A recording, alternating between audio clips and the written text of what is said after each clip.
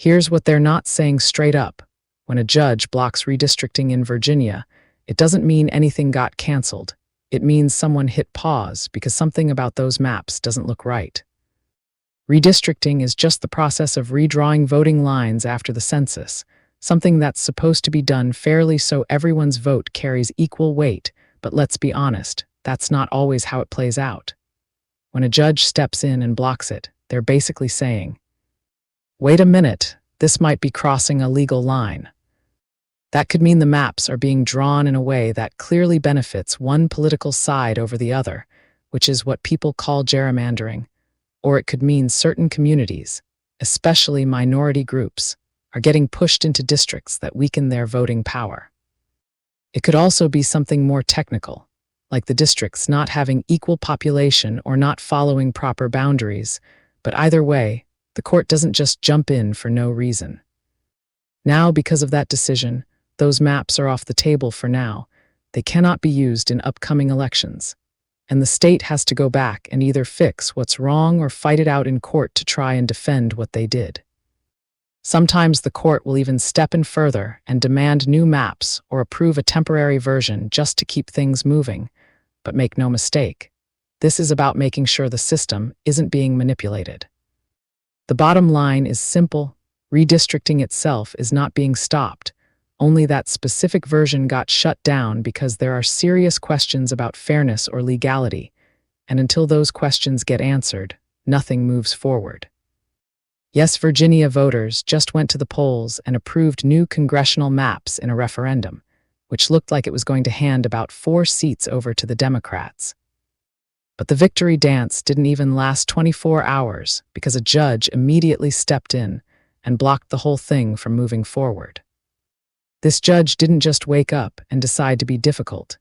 He ruled that the entire process was flawed from the start and that the legal steps required to put this redistricting change on the ballot weren't actually followed.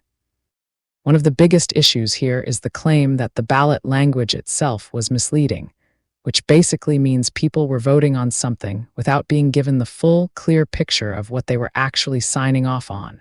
So because of those procedural failures, the judge decided the results can't be certified or used for any upcoming elections. Of course, the reactions are exactly what you would expect, with Republicans calling the move a blatant power grab designed to tilt control of the state, and Democrats arguing that the court is completely overriding the will of the people who already cast their votes. But regardless of who is complaining the loudest, the maps are currently frozen and useless.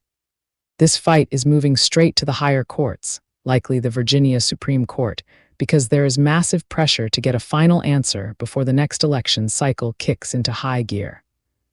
The real takeaway here is that this isn't just some boring disagreement over lines on a map. It is a high-stakes power struggle for control of Congress, where both sides are fighting tooth and nail over how districts are drawn, because those lines often decide the winner before a single vote is even cast.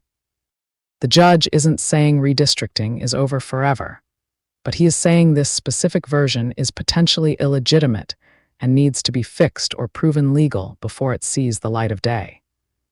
It is a mess of legal technicalities and political maneuvering that shows just how far people will go to keep or grab power. And until the higher courts weigh in, everything is stuck in limbo while the clock keeps ticking toward the next election. People deserve to know exactly what they are voting for without confusing language or skipped legal steps. And right now, the court is saying that standard wasn't met, which puts a massive roadblock in front of these new maps and leaves everyone wondering who is actually going to be drawing the lines that determine the future of Virginia's representation in Washington. Thank you for listening. Follow me on YouTube or on Facebook. This way you will always be updated and never miss any of the videos I make. Love always, Maria DC Santiago.